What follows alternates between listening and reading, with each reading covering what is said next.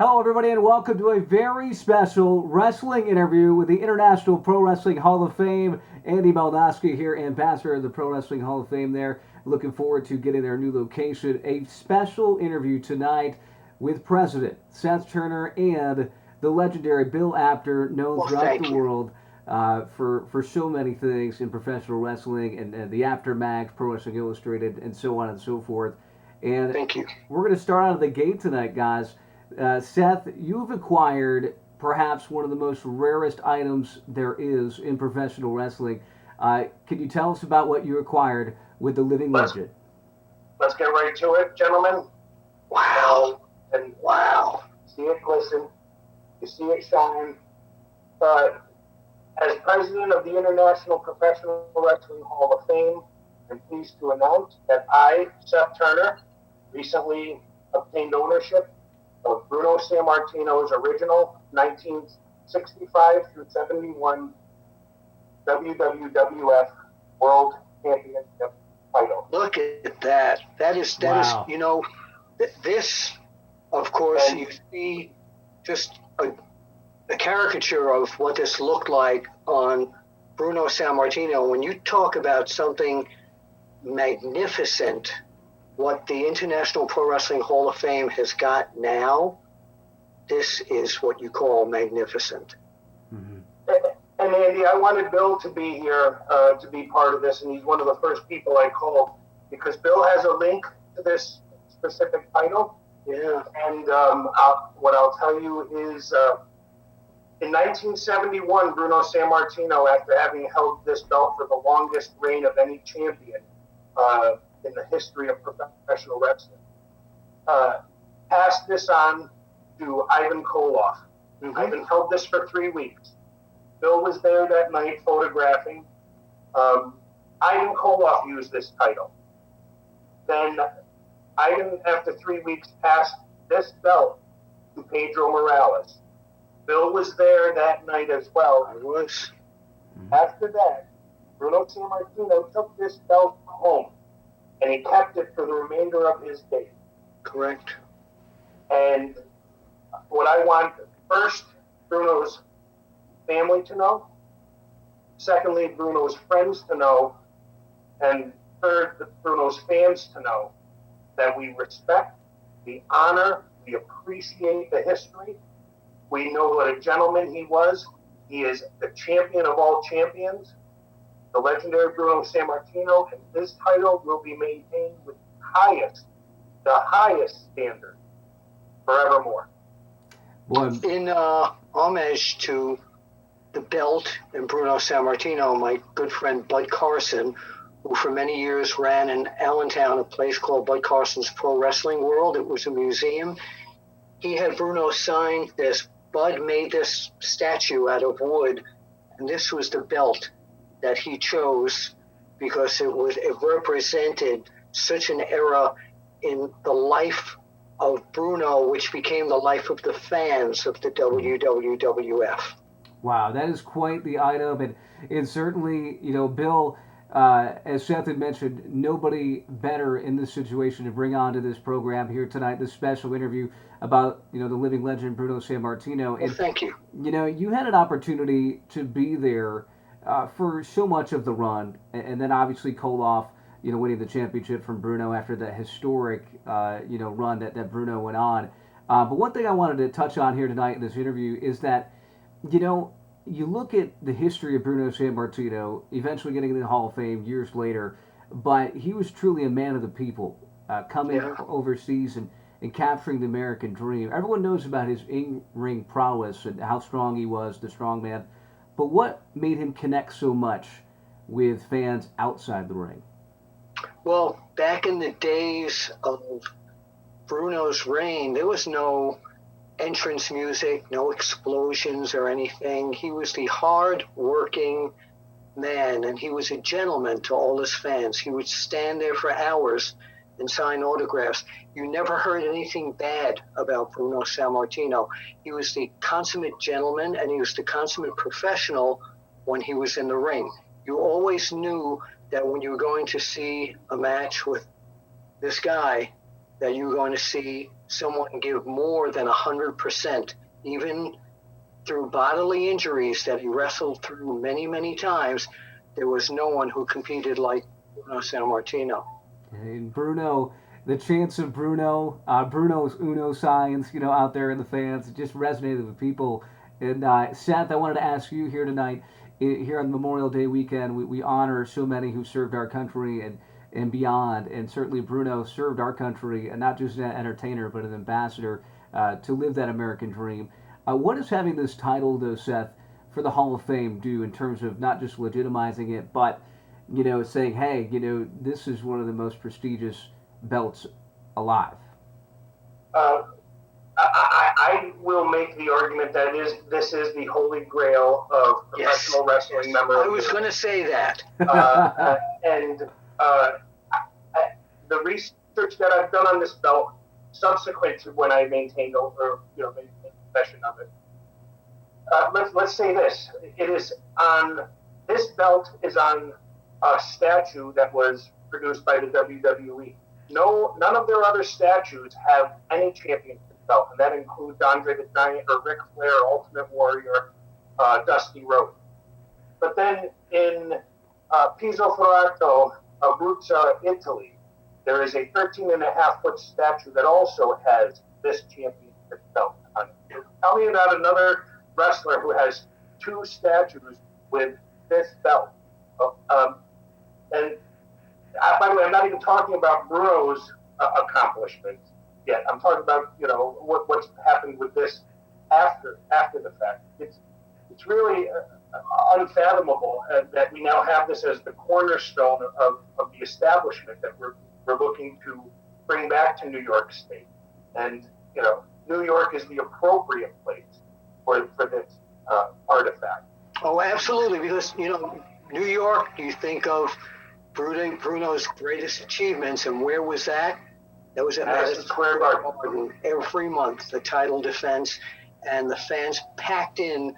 He was Mr. Box Office, Bruno Sammartino, because again, he was the everyday guy. He was the hard worker, and that belt, that one piece of belt that you have there, signified a unification of a man and a whole, I'm going to say, universe back then of fans. And so what I want to add is, when I began to do research on this belt, what happens is, in the modern era, your Google results for Bruno Sammartino generally will produce his later 1970s run, because people like yourself took an awful lot of photos, whereas the evidence from the 60s isn't there as much, except for in the magazines, etc. So we felt at the International Professional Wrestling Hall of Fame, we have an obligation to begin to start to help to correct history of artifacts such as this. And so we really engage. We're going to be devoting a section of our website to this belt and what it meant, and building out from there. And and I wanted Bill to be here because I can read about this, I can watch YouTube, but I can't tell you what it smelled like in that regard to that. I can't tell you what the fans chanting Bruno sounded like when the walls were shaking. So Bill, I'm so glad to have you as part of this, and I'm glad we could get this set up when we finally received this. That's fabulous. It's just an honor being. I can't wait till the site opens, wherever that may be. I know you're still hunting around for a site. I want to be there, and I hope to be there to help place that on whatever podium it's going on to. Right. We're certainly we're looking at what to do with this and how to handle it in the best possible way. You know what Bruno would say? Tell me what Bruno would say. This doggone Seth Turner guy, he got the belt, and doggone it, I know that he's going to take good care of it. But who loves me? That's money, baby. That's money. Yeah. Well, I'll let a few people know. My wife's family is from Italy, and we go very regularly, and so I will let you know. I'm going to Piso Ferrato. Oh, that's wonderful. Take me with you. Bill and Seth, amazing stories here tonight. And one of the last quick things I wanted to mention tonight, obviously, Bill, you touched on it already.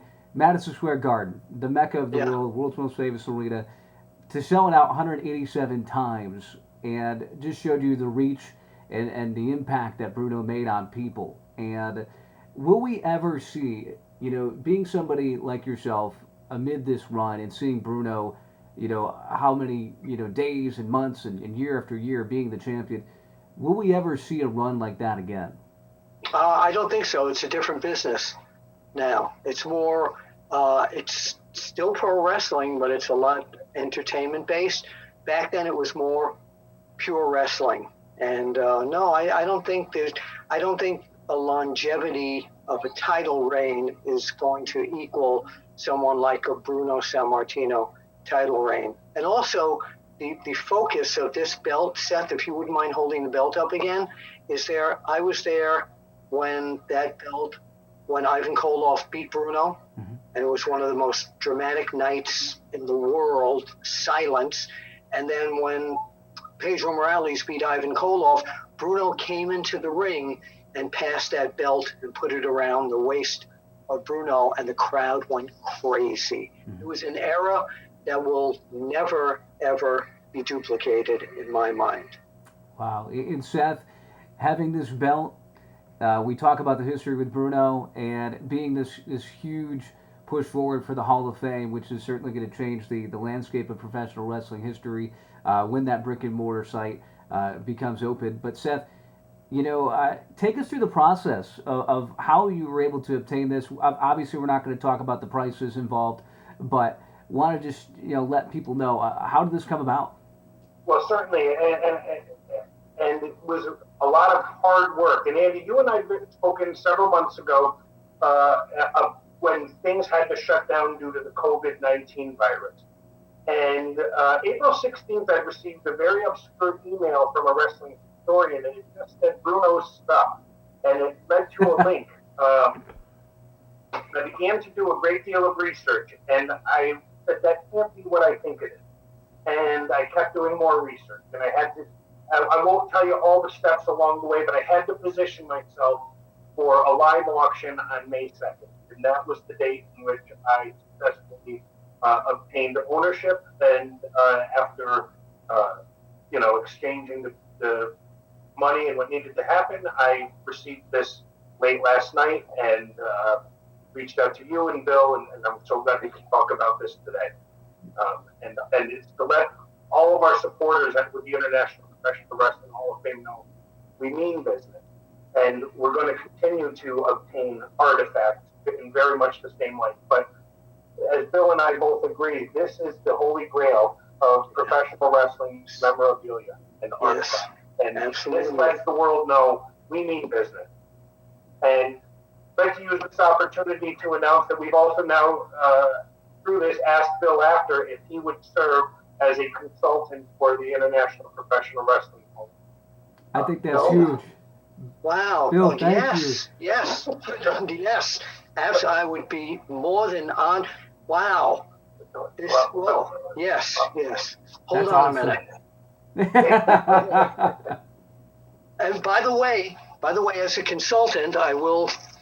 There it is. The Cal Championship Office Wrestling belt will come with me anytime I consult for you. You know I had to bring that up. That's the best. Sidebar story, Bill, we talked about before the interview, and Seth, the Championship Office Wrestling Championship, the title belt. Come on, Bill, hold it up. We want to Let's see it one more time. Let's see it one more time. The stories are real. Wonderful Willie has defended this in the offices of Pro Wrestling Illustrated against Rob Van Dam, Diamond Dallas Page, New Jack, Sabu, and so many others. And you could be next in your office. Oh, look out, baby. It is but on. You got to prove yourself first. You got to beat Seth Turner. That's a pretty big guy. I don't know if I can take that, but I will say this. That belt, certainly the Bruno belt, very prestigious, as well as the Championship Office Wrestling title. But my last quick question tonight, guys, and thank you so much for doing this for the International Pro Wrestling Hall of Fame. Great to connect with everybody. And also WrestlingInc.com. Really an honor for us. And there's another big part of this belt right here, right now, with Seth Turner. Officially signed by the man himself, Bruno Sammartino. Look at that. That's amazing. That's amazing. And I didn't want to tell everyone, it has a very interesting design with his zipper along the back, which allowed for the metal plate to be seen. But won't get into it, but I always thought it was interesting that he made sure that one plate that stayed on there reads that he defeated Buddy Rogers on May 17th, 1903, Madison Square Garden. He wanted to always remember, not only was he the champion, but he defeated Buddy Rogers. That's right. And there was some friction there with those two, certainly There's going a back lot. in history. And Bill, you know that as well, being ringside for so many of those events and these feuds. It was kind of like the old guard versus a new guard when Bruno was able to win that first title. That is very, very true. And also, I want to bring up something. I'd like to show something. My book is Wrestling Fixed. No, that's not why I meant. Is Wrestling Fixed? I didn't know it was broken. Yeah. I didn't know it was broken, but in the color section of the book, if you look, let's see. Hopefully, let me turn my light down. I see. It looks like a picture of you and the living Bruno legend and himself. I way back in 1971. My goodness. Yeah. Look at the amount of hair I had, and look at the amount of hair he had on his chest. Lots of hair up in here on that photo. Yeah, but that's a collector's item for me. Just having somebody said something to me once about Bruno and I that really gave me the chills, and whether it was true or not, I have no idea. But I have dozens of hours of audio tapes of me interviewing him, cassette tapes back from the 70s during his championship reigns. I did the first shoot interview in the magazines on him. But somebody said to me, you know what? You were with him so much. You were like Cosell was to Ali. You were like to Bruno. Yes. And that really gave me the chills. Yeah. Howard Amazing. Cosell. Look it up. Google it if you don't know who that was. Amazing, Bill. And Bill, my last question for you tonight is your greatest memory of Bruno Sammartino and his legacy. What would that be? Well, it's what I brought up before. He was the consummate professional, and he was the consummate human being. You couldn't meet anyone nicer. When you talk about a professional athlete, someone who would act like one, dress like one, and have that whole amazing aura, that was the legacy of Bruno Sammartino. Yeah. Wow. And Seth. On it, as he would say. Yes. And by the way, do you know one thing he could not do? What's that? He could not pronounce Vince McMahon's last name. Because if somebody was interviewing him, he'd always go, this McMahon guy. So, but that's it. No, Bruno was the consummate professional. Wow. And Seth, your final thoughts about the title belt and Bruno Sammartino, the legacy? What I'll also tell you about my research is I found out he was a gentleman. He was someone whose word was his bond, and he told you what he was going to do in the ring, and then he went out and did it. But ultimately, he also appreciated that he was greater than professional wrestling, and he was a man first, a husband. He loved his mother. He loved his family.